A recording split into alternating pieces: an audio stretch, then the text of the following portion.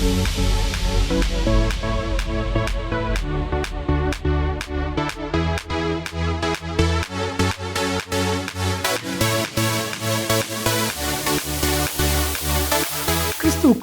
மிகவும் பிரியமானவர்களே, திருமறை தியானம் இந்த நிகழ்ச்சியை நமக்கு வழங்குகிற மதிப்பிற்குரிய டாக்டர் ரெவரண்ட் பால்ராஜ் அதிசயமணி ஐயா மும்பை பட்டணத்தில் மெத்தடிஸ்ட் திருச்சபையினுடைய போதகராய் பணியாற்றி இறைபணியை செய்தவர்கள்.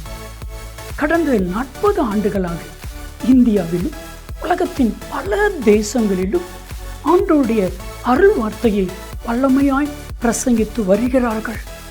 திருச்சபைகள், ஊழியர் நிறுவனங்கள், இன்னும் பல பகுதிகளிலே கர்த்தரால் வல்லமையாய் பயன்படுத்தப்பட்டு வருகிறார்கள். முழு வேதாமத்தை குறித்தான விளக்க உரையும் ஏறத்தாழ 125 புத்தகங்களும் கர்த்தர் அவர்களை கொண்டு எழுத வைத்திருக்கிறார். அவர்களுடைய எளிமையான பிரசங்கம், வல்லமை நிறைந்த கர்த்தருடைய வார்த்தை, ஆழமான கருத்துக்கள், வேதாகமத்தினுடைய ஆழமான விளக்க உரைகள் பலாயிரக்கணக்கான லட்சக்கணக்கான மக்களுக்கு மிகவும் பிரோஜனமாக, ரட்சிப்புக்கு ஏதுவாக கர்த்தர் அன்பு ஐயாவை பயன்படுத்தி வருகிறார். இப்பொழுதும் நமது கிராஸ் டிவியில் திருமறை தியானம் என்கிற நிகழ்ச்சியில் கர்த்தர் அவர்களை பயன்படுத்துகிறார். இந்த நிகழ்ச்சியை மற்றவர்களுக்கு சொல்லுங்க, நீங்களும் பாருங்க. கர்த்தர் அன்பு ஐயாவை வல்லமையாக எடுத்து பயன்படுத்துவார். ஆண்டவருடைய பிரசன்னத்தில் மீண்டுமாக உங்களுக்கு அணுகையில் அதிக மகிழ்ச்சி அடைகிறேன். இந்த நாளில் உங்கள் மத்தியில் வந்து உறவு கொள்ளவும், ஆண்டவருடைய வசனத்தை பகிர்ந்து கொள்ளவும் தருணம் கொடுத்து ஆண்டவரை துதிப்பதோடு எனக்கு வாய்ப்பு அளித்த உங்கள் அனைவருக்கும் என்னுடைய நன்றியை நான் தெரிவித்துக் கொள்கிறேன். அப்போஸ்தலர் நடவடிக்கைகளிலிருந்து இந்நாட்களிலே செய்திகளை படித்து தியானித்து வருகிறோம்.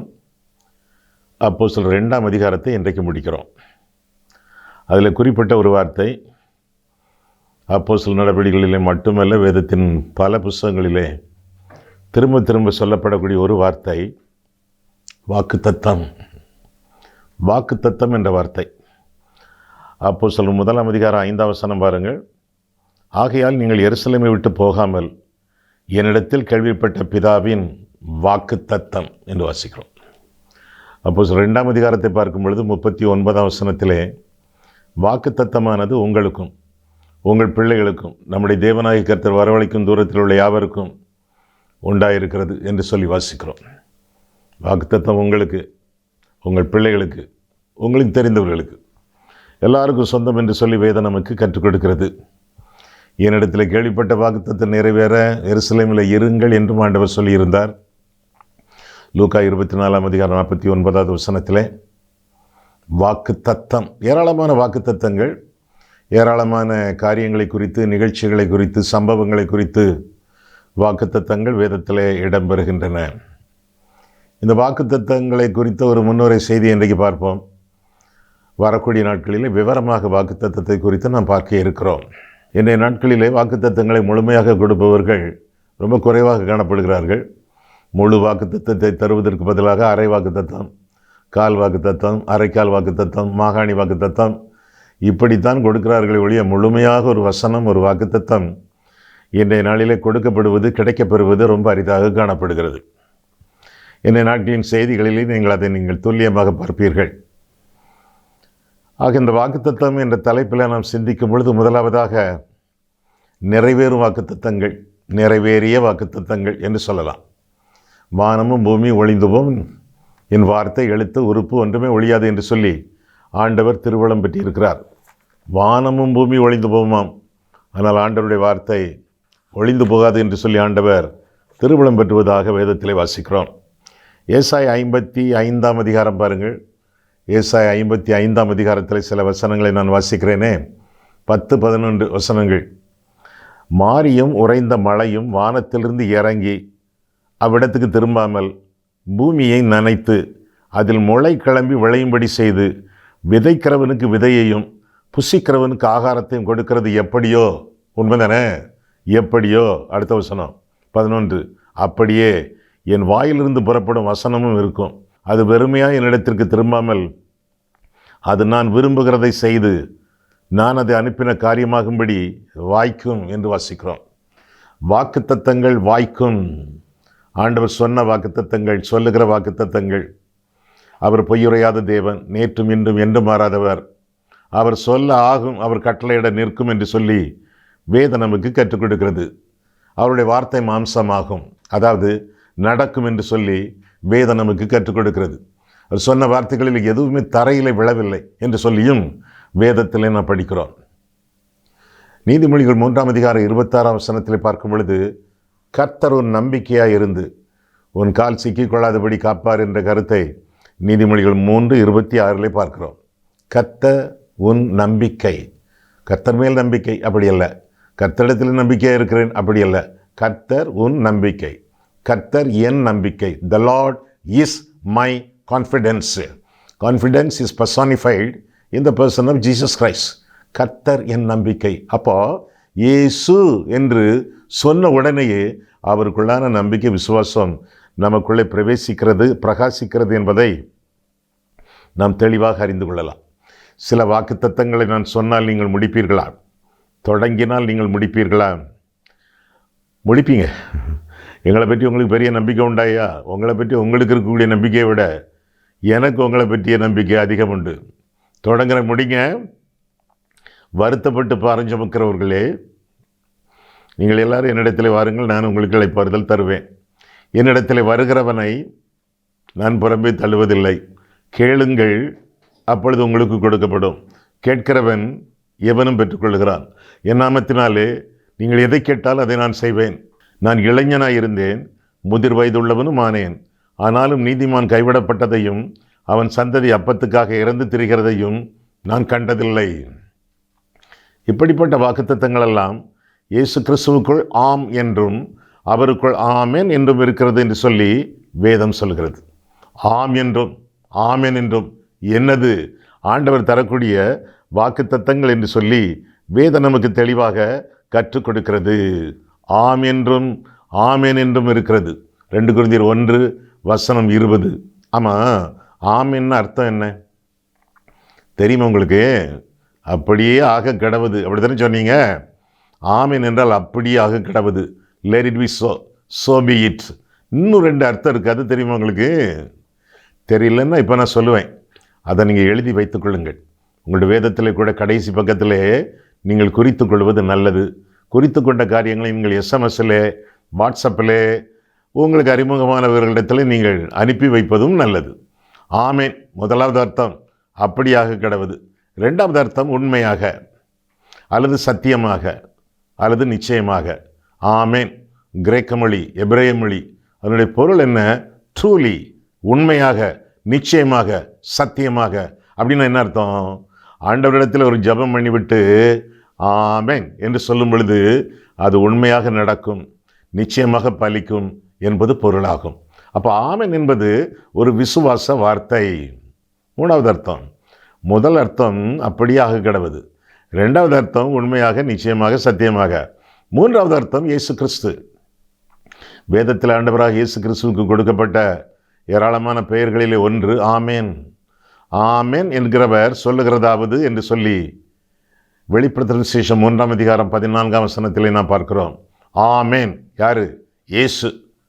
அப்போ ஒரு ஜெபத்தை நம்ம பண்ணிட்டு, அல்லது போதகரோ பிரசங்கியாரோ அல்லது ஒரு ஊழியக்காரரோ ஒரு ஜெபத்தை பண்ணிட்டு நம்ம ஆமென் அப்படின்னு சொல்கிறோமே, அதுக்கு என்ன அர்த்தம் தெரியுமா? அந்த ஜெபத்துக்கு கீழே ஆண்டவராக இயேசு கிறிஸ்து தம்முடைய பெயரை கையெழுத்தாய் போடுகிறார்னு அர்த்தம். ஆமென் is a signature of Jesus to every prayer. ஒவ்வொரு ஜெபத்திற்கும் ஆண்டவர் போடக்கூடிய கையெழுத்து ஆமென். அப்படின்னா செக்கில் கையெழுத்து போட்ட மாதிரி. அப்படின்னா அந்த ஜெபம் ஆமென் சொன்னோமே, அந்த ஜெபம் அது பலிக்குமா பலிக்காதா? ஆண்டவரே கையெழுத்து போட்டாச்சே, நிச்சயமாக பலிக்கும். அடுத்த தடவை ஒரு ஜெபத்துக்கு நீங்கள் ஆமென் சொல்லும் பொழுது, உங்கள் ஜெபத்துக்கோ மற்றவங்க ஜெபத்துக்கோ ஆமென் சொல்லும் பொழுது பயபக்தியாக சொல்லுங்கள், விசுவாசத்தோடு சொல்லுங்கள், நம்பிக்கையோடு சொல்லுங்கள், பறக்க பறக்க பார்க்காம சொல்லுங்கள், அடுத்தவங்களை பார்க்காம சொல்லுங்கள், ஜன்னல் வழியை கதவு வழியை பார்க்காம பக்தியோடு கண்களை மூடி கரங்களை குப்பி கர்த்தருக்கு மகிமையாக சொல்லுங்கள். வாக்குத்தத்தங்கள் பலிக்கக்கூடியவை என்று சொல்லி வேதம் நமக்கு கற்றுக் கொடுக்கிறது. சில வாக்குத்தத்தங்கள் உடனடியாக பலிக்கும், சிலது படிப்படியாக பலிக்கும், சிலது ஆண்டவருக்கு சித்தமான வேளையிலே பலிக்கும். யோவேல் தீர்க்க தரிசனத்தை குறித்து நாம் கற்றோமே, பின்பு மாம்சமான யாவர் மேலும் என் ஆவியை ஊற்றுவேன் என்ற ஒரு வாக்குத்தத்தத்தை யோவேல் மூலமாக கர்த்தர் கொடுத்ததாக யோவேல் 2ஆம் அதிகாரம் 28 முதலாக நாம் பார்க்கிறோம். பலித்ததா? உடனடியாக பெந்தெகோஸ்து நாளிலே பலித்தது. பிறகு சொப்பனங்கள், தரிசனங்கள் இதையெல்லாம் காண்பார்கள் என்று யோவேல் சொல்கிறானே, அது படிப்படியாக பலித்தது. பின்னர் சந்திரன், சூரியன் இவைகளிலே காணப்படக்கூடிய மாற்றங்கள் ஆண்டவருடைய நாளிலே அது பலிக்கும், பிற்றைய நாட்களிலே அது பலிக்கும், 2ஆம் வருகையை ஒட்டி அது பலிக்கும். ஆக சில வாக்குத்தத்தங்கள் உடனடியாக நிறைவேறும், சில வாக்குத்தத்தங்கள் படிப்படியாக நிறைவேறும், சில வாக்குத்தத்தங்கள் ஆண்டவருக்கு சித்தமான வேளையிலே நிறைவேறும் என்பதை நாம் அறிய கடவோம். எனவே நீங்கள் அமர்ந்திருந்து நானே தேவன் என்று அறிந்து கொள்ளுங்கள், ஜாதிகளுக்குள் உயர்ந்திருப்பேன், பூமியிலே உயர்ந்திருப்பேன் என்று சொல்லி ஆண்டவர் நம்மிடத்திலே குறிப்பிடுவதாக நாம் பார்க்கிறோம். கப்பலிலே பிரயாணம் பண்ணி கொண்டிருக்கிறார்கள் சீஷர்கள். அப்போ கடல் குமுறுகிறது, தண்ணீர் முகத்தில் அடிக்கிறது, படவெல்லாம் தண்ணீரால் நிரம்புகிறது, செத்தம் என்று எண்ணி விடுகிறார்கள் சீஷர்கள். அப்போ அழுகிறார்கள், அலறுகிறார்கள், கதறுகிறார்கள், குமுறுகிறார்கள். ஆண்டவர் கடலின் மேல் நடந்து வந்தார் என்று சொல்லி வேதத்தில் வாசிக்கிறோமே. கடலின் மேல் நடந்து வந்தார். எதற்காக அவங்க பயப்படுறாங்க? கடலுக்காகத்தான் பயப்படுறாங்க, தண்ணிக்காகத்தான் பயப்படுறாங்க, மூழ்கிடுவோமோ என்று சொல்லி சஞ்சலப்படுறாங்க. எதை நினைத்து நீ பயப்படுகிறாயோ அது என் காலடியில் இருக்கிறது. What you are afraid of is under my feet. என்னுடைய காலடியிலே நீ எதை நினைத்து பயப்படுகிறாயோ அது இருக்கிறது, அதை நான் ஆளுகிறேன். எனவே என்னுடைய ஆளுகை உனக்கு உண்டு. உன்னுடைய சூழ்நிலைகளிலே, உன்னுடைய வேலைகளிலே, உன்னுடைய பிரச்சனையான நேரங்களிலே என்னுடைய ஆளுகை உனக்கு உண்டு. நீ என்னுடைய ஆளுகையில் இருக்கிறாய், நீ என்னுடைய பாதுகாப்பில் இருக்கிறாய் என்று சொல்லி ஆண்டவர் நேரடியாக மறைமுகமாக திருவுளம் பெற்றுவதாக நாம் வேதத்தில் வாசிக்கிறோம். அப்போ இஸ்ரவேல் ஜனங்களுக்கு இரவு என்பது 4 விதமாக பிரிக்கப்பட்டிருக்கிறது. மாலை 6 மணி முதல் இரவு 9 மணி வரை முதலாவது ஜாமம், 9 மணி முதல் மிட்நைட் நள்ளிரவு 12 வரை 2வது ஜாமம், 12 முதல் காலை 3 மணி வரை, 3 மணி முதல் காலை 6 மணி வரை 4வது ஜாமம். ஆண்டவர் எப்போ நடந்து வந்தார்? முதலாவது ஜாமத்தில் இல்லை, கதறினாங்க, கத்துனாங்க. 2வது ஜாமத்தில் இல்லை, குமுறுனாங்க, வேதனைப்பட்டாங்க. 3வது ஜாமத்தில் இல்லவே இல்லை. பிறகு எப்போ? 4வது ஜாமம் என்று சொல்லி வேதத்தில் வாசிக்கிறோம். மத்தேயு 14 அப்போ 4வது ஜாமத்தில். அது எதற்கு 4வது ஜாமம்? ஆண்டவருக்கு சித்தமான வேளை, காட்ஸ் அப்பாயிண்டட் டைம். ஆண்டவருக்கு சித்தமான வேளையிலே அவன் நடந்து வந்து சீஷர்களை பாதுகாத்தார், பராமரித்தார் என்று சொல்லி வேதம் நமக்கு கற்றுக் கொடுக்கிறது. வாக்குத்தத்தங்கள் நிறைவேறுமா? நிறைவேறும். ஒன்று உடனடியாக நிறைவேறும், அல்லது படிப்படியாக நிறைவேறும், அல்லது ஆண்டவருக்கு சித்தமான வேளையிலே நிறைவேறும். இன்னொரு வசனத்தை நாம் வாசித்து விடுவோமே. எபிரேயர் 10ஆம் அதிகாரம் எடுங்கள்.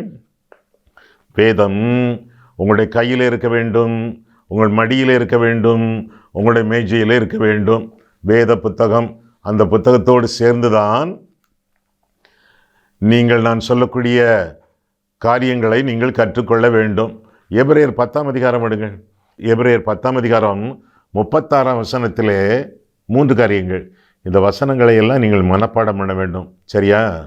மனப்பாடம் பண்ணுவதற்கு வயது முக்கியமல்ல, வாஞ்சை தான் முக்கியம். 10 வயசும் மனப்பாடம் பண்ணும், 80 வயசும் மனப்பாடம் பண்ணும்.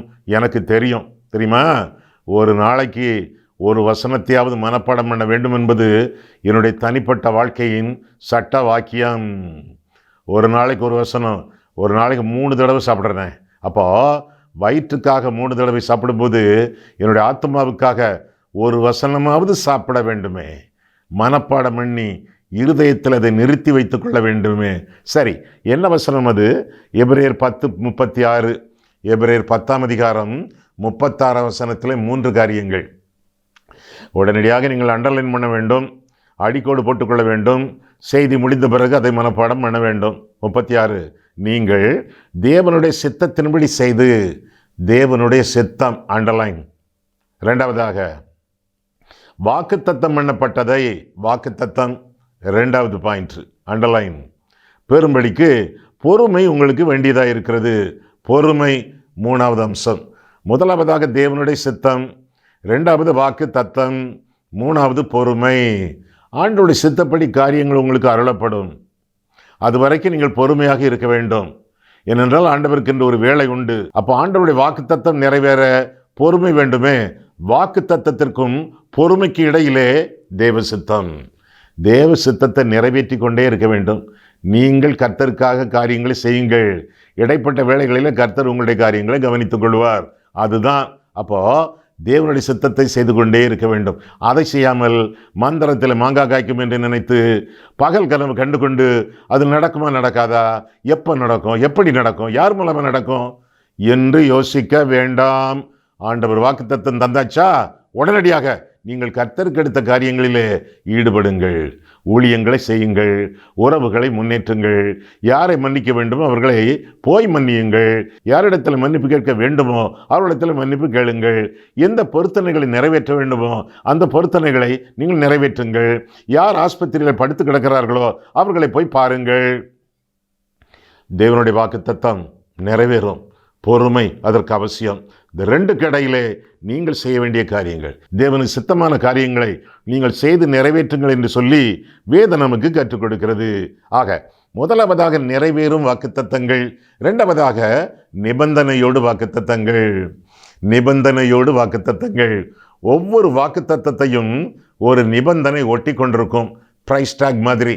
இப்போ ஷாப்பிங் மாலில் போய் ஒரு சட்டை எடுக்க போகிறீங்க. அப்போ சட்டையை பார்த்தா உங்களுக்கு பிடிச்சி போச்சு. ப்ரைஸ் டேக் பார்க்கிங்க, அதில் 999 ரூபான்னு போட்டிருக்காங்க. அப்போ சட்டை எடுத்து கமுக்குட்டுக்குள்ளே வச்சுட்டு வெளியே ஓடி போயிடலாமா? அது எப்படி முடியும்? லபக்குன்னு பிடிச்சிருவாங்களே செக்யூரிட்டி. இந்த சட்டை எனக்கு வேணும்னு சொல்லணும் அவங்களோட பணிவிடை ஆட்கள்கிட்ட. அதை அவங்க பேக் பண்ணி கவுண்டரில் கொடுப்பாங்க. நீங்கள் விலையை கொடுத்து சட்டையை வாங்கிட்டு போகணும். அதே மாதிரி fulfil the condition and possess the promise. நிபந்தனைகளை நிறைவேற்றி ப்ரைஸ் டேக் விலையை கொடுத்து சொந்தமாக்கி கொள்ளுங்கள். வாக்குத்தத்தம் நிறைவேற விலை உண்டு, நிபந்தனைகள் உண்டு. ஒன்று, அந்த வாக்குத்தத்தம் இடம்பெறும் வசனத்திலே அல்லது முந்தின வசனத்திலே அல்லது பிந்தின வசனத்திலே அல்லது முந்தின அதிகாரத்திலே அல்லது பிந்தின அதிகாரத்திலே நிபந்தனைகள் உண்டு. சும்மா பகல் கனவு கண்டு மந்திரத்தில் மாங்காய் காய்க்கும் என்று எண்ணி கிடைக்கும் கிடைக்கும் வரும் வரும் சீக்கிரமாக நடக்கும் நடக்கும் என்று சொல்லி கொண்டிருக்காமல் ஆண்டவருடைய சொல்லுக்கு கீழ்ப்படியுங்கள். உங்களுக்கு தெரிஞ்ச வசனம் ஒன்றை பார்த்துருவோமா? 2 நாளாகமம் 7ஆம் அதிகாரத்திலே நான் பார்க்கும் பொழுது 2 நாளாகமம் 7ஆம் அதிகாரம் எடுத்துக்கொள்ளுங்கள். 14ஆம் வசனம். வாக்குத்தத்தம் அங்கே இருக்குது. ஆனால் அதை பெறுவதற்கு முன்பு சில நிபந்தனைகள் அங்கே பார்க்குறோமே. என் நாமந்தரிக்கப்பட்ட என் ஜனங்கள். யார் அது? நீங்கள் தான், நான் தான். என் நாமந்தரிக்கப்பட்ட என் ஜனங்கள் தங்களை தாழ்த்தி. நிபந்தனை நம்பர் 1. 2வது ஜபம் பண்ணி. நிபந்தனை நம்பர் 2.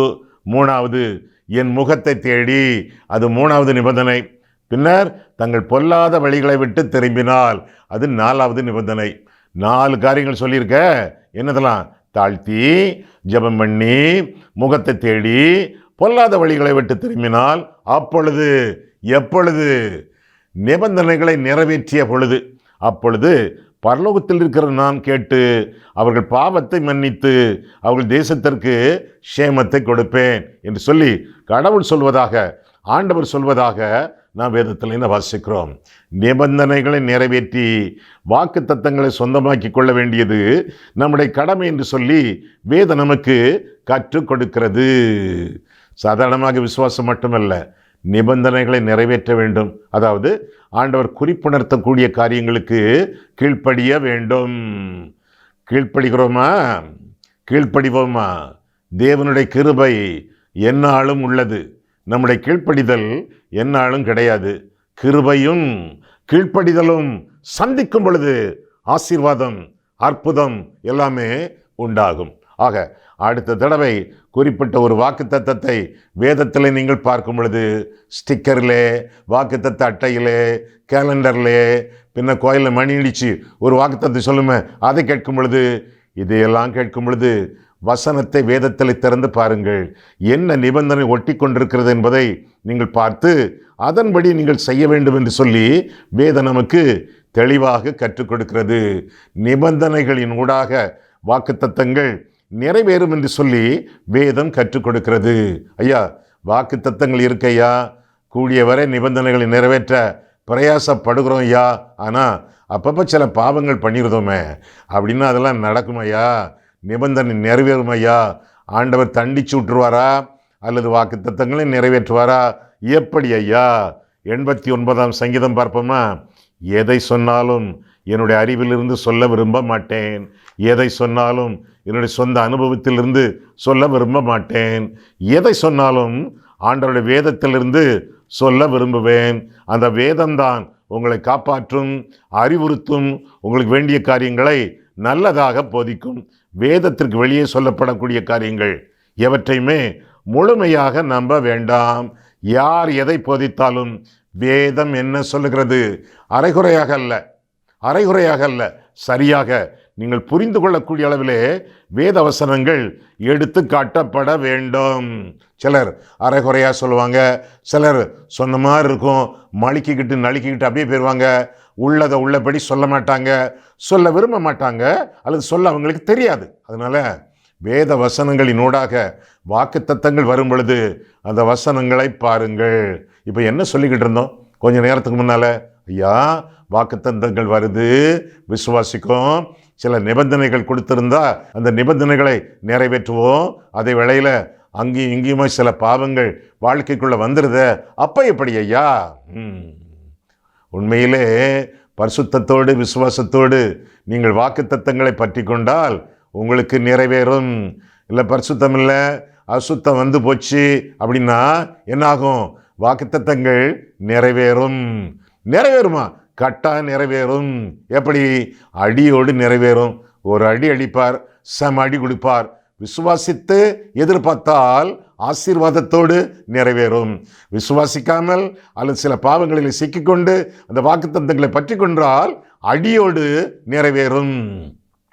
உனக்கு ஒரு குமாரன் பிறப்பான்னு ஆண்டவருடைய தூதன் சகரியாவுக்கு சொன்னானே, ஆசாரியனுக்கு. அவனால் நம்ப முடியல, அவனால் விசுவாசிக்க முடியல, அவிசுவாசம். அது எப்படி? நான் தான் பெரிய ஆள் ஆயிட்ட, வயது வந்தவன் ஆயிட்ட, என் மனைவி வயது வந்தவள் ஆயிட்ட, விசுவாசிக்க முடியல, அவிசுவாசம். அவிசுவாசம்னா என்னது? பாவம். அது எப்படி முடியும்? நீ ஒரு குமாரனை பெறுவாய், யோவான் என்று பெயரிடுவாய் என்று சொன்ன பிறகு கூட அவன் தத்தளித்து கொண்டிருந்தான். ஆமா, இவன் விசுவாசிக்கலையே, இவன் நம்பலையே, கடவுளுடைய வார்த்தை இவன் ஏற்றுக்கொள்ளலையே, அப்போ பையன் பிறப்பானா பிறக்க மாட்டானா? பிறந்தானே. The boy became a joy in the family. அது வீட்டுக்கு ஒரு பெரிய சந்தோஷத்தை உண்டு பண்ணக்கூடிய அளவில் யோவான் பிறந்தான் என்று சொல்லி வேதத்தில் வாசிக்கிறோம். ஆக முடியாவிட்டாலும், அவிசுவாசப்பட்டாலும், பாவத்திற்குட்பட்டாலும் வாக்குத்தத்தங்கள் நிறைவேறுது.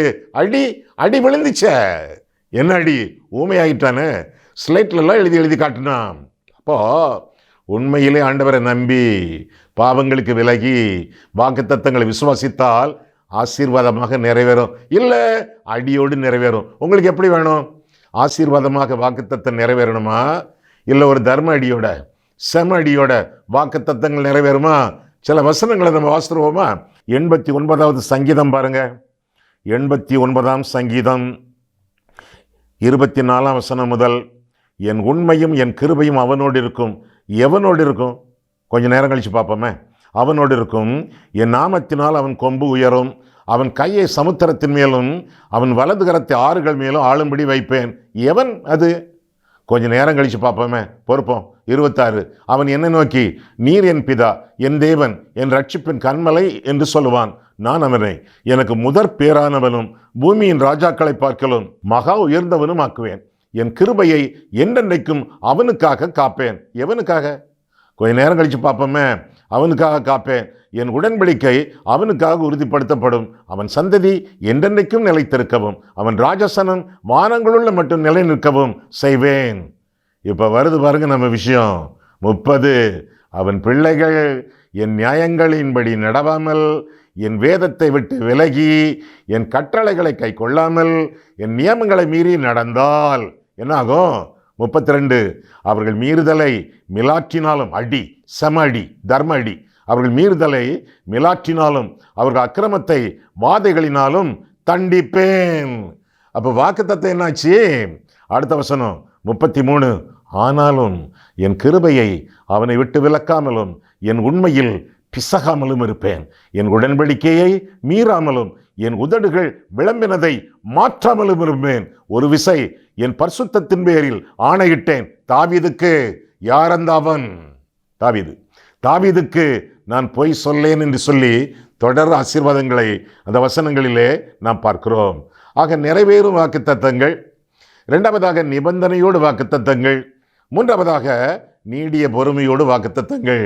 ஏற்கனவே நான் சொன்ன வசனம் எபிரேயர் 10:36 நீடிய பொறுமையோடு வாக்குத்தத்தங்களை சுதந்திரித்துக் கொள்ள வேண்டும். சில சமயங்களில் வாக்குத்தத்தங்கள் உடனடியாக நிறைவேறும், சில சமயங்களிலே படிப்படியாக நிறைவேறும், சில சமயங்களிலே ஆண்டவர் சித்தமான வேளையிலே நிறைவேறும். அதுவரை பொறுமையோடு நீடிய பொறுமையோடு காத்திருக்க வேண்டும். பதற்றப்படக்கூடாது. காரணம் வேதம் சொல்லுகிறது, விசுவாசிக்கிறவன் பதறான். ஆண்டவரே அந்த வாக்குத்தத்தத்தை, தம்முடைய வாக்குத்தத்தத்தை நிறைவேற்ற தாமதிக்கிறாரே, காலந்தாழ்த்துகிறாரே. ஆண்டவரே காலந்தாழ்த்தி அந்த வாக்குத்தத்தத்தை தரும் பொழுது நாமும் அந்த காலத்திற்கு காத்திருக்க வேண்டியது நம்முடைய கடமை. If God is not in a hurry, you should not be in a hurry. ஆண்டவர் தீவிரமாக செயல்படவில்லை என்றால் தீவிரமாக ஆசை கொள்ள வேண்டிய தேவையில்லை. ஆண்டவர் சித்தமான வேளையிலே அது நடக்கும். ஆபிரகாம் 100 வருஷம் காத்திருந்தானே பிள்ளை பெறுவதற்காக. எலியா 7 தடவை மேகத்தை எட்டி எட்டி பார்த்து வர பணித்தானே. தானியேல் அநேக நாட்கள் வியாதிப்பட்டவனாக இருந்தானே. எப்பா பிற மரண தருவாய் மட்டும் வியாதி அவனை விட்டு நீங்கவில்லையே. காத்திருங்கள். ஆண்டவருடைய சமூகத்திலே ஆண்டவருடைய வேலைக்காக காத்திருங்கள். ஐயா, ஆண்டவர் ஏன் இப்படி காலந்தாழ்த்துகிறார் எங்களுக்கு சொல்வீங்களா? ஏன் சொல்ல மாட்டேன். அதற்காகத்தானே உங்கள் முன்னால் உட்கார்ந்து கொண்டிருக்கிறேன். மனம் திரும்புவதற்காக. சில சமயங்களிலே பாவங்கள் நம்மை பற்றி கொண்டு ஆங்காங்க உறுத்தி கொண்டிருக்கும் பொழுது பாவங்களை விட்டுவிட்டு ஆண்டவருடைய சமூகத்திலே வருவதற்காக. காரணம், என் இருதயத்திலே அக்கிரம சிந்தை கொண்டிருந்தேன் ஆகில் தேவன் எனக்கு செவி கொடார். 66 சங்கீதம் 18 வசனம். முதலாவதாக மனம் திரும்புவதற்காக இன்னும் ஆண்டவர் காத்திருக்கிறார். அவருடைய வாக்குத்தத்தங்கள் இன்னும் தாமதம் ஆகின்றன. இரண்டாவதாக மன்றாடுங்கள். அவர் எனக்காக ஜெபிப்பார், இவர் எனக்காக ஜெபிப்பார் என்று அடுத்தவர்களுடைய விசுவாசத்தின் அடிப்படையிலே உங்களுடைய வாழ்க்கையை காத்துக்கொள்ளாமல் உங்களுக்கும் தேவனுக்கும் தனி தொடர்பு வேண்டும். கேளுங்கள், அப்பொழுது உங்களுக்கு கொடுக்கப்படும். கேட்கிறவன் எவனும் பெற்றுக்கொள்கிறான் என்று சொல்லி வேதத்தில் வாசிக்கிறோமே. மத்தேயு 7:7. எனவே மன்றாடுங்கள். மூன்றாவதாக மகிமையை நாடுங்கள். உங்கள் மகிமை அல்ல, தேவ மகிமை. என் நாமத்தினாலே நீங்கள் எதை கேட்டாலும் அதை நான் செய்வேன். யோவான் 14:13. அடுத்த வசனம் 14. என் நாமத்தினாலே நீங்கள் எதை கேட்டாலும் குமாரனிலே பிதா மகிமைப்படும்படியாக நான் அவைகளை செய்வேன் என்று ஆண்டவர் சொன்னார். ஆண்டவருடைய மகிமை, ஜெபத்தின் முடிவு நீங்கள் பெறும் பயன் அல்ல, ஆண்டவர் பெறும் மகிமை. அவருடைய மகிமைக்கு ஒத்த, அவருடைய சித்தத்திற்கு ஏற்ப ஜெபிக்க வேண்டியது நம்முடைய கடமை என்று சொல்லி வேதம் நமக்கு கற்றுக் கொடுக்கிறது. மனித உறவுகளை சரிப்படுத்தி கொள்ளுங்கள். யாரிடத்தில் மன்னிப்பு கேட்க வேண்டும்?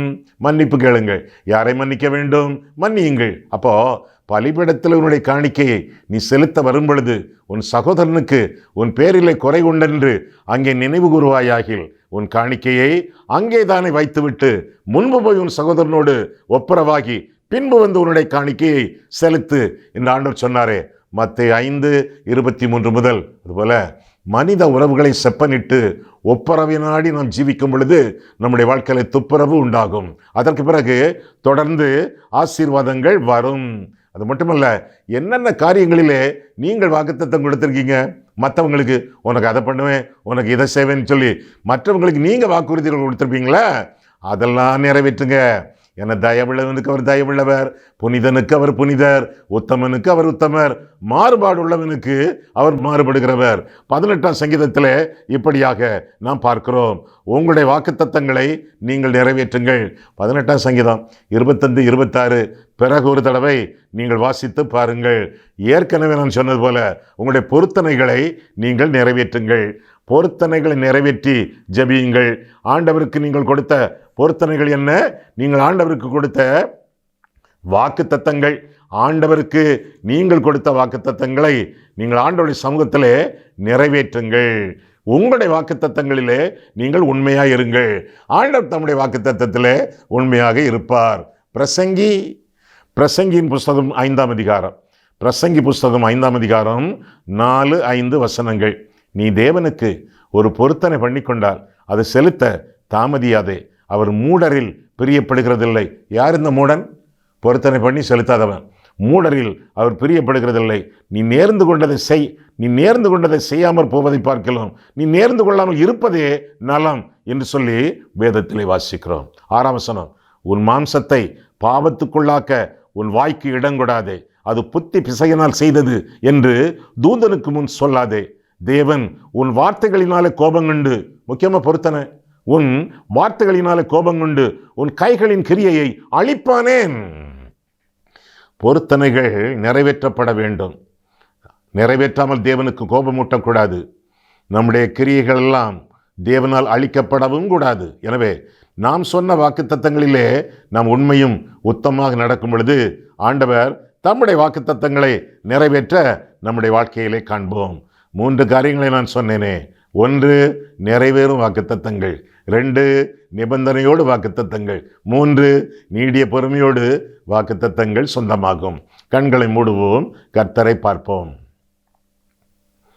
அன்புள்ள ஆண்டவரே, உம்முடைய வசனங்களை ஆராயவும் எங்கள் வாழ்க்கையை ஆராயவும் உம்முடைய சந்நிதியிலே எங்களை வழிநடத்தினீர். அதற்காக நன்றி செலுத்துகிறோம் சுவாமி.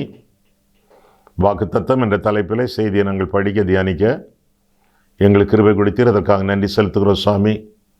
கற்ற உண்மைகளை நாங்கள் கடைபிடித்து மற்றவர்களுக்கு இந்த சங்கதிகளை சொல்லிக் கொடுத்து உம்முடைய நாமத்தை நாங்கள் மகிமைப்படுத்தி முன்னேறி செல்ல கிருபை தாரும். இயேசு கிறிஸ்துவின் நாமத்தில் ஜெபிக்கிறோம் பிதாவே, ஆமேன்.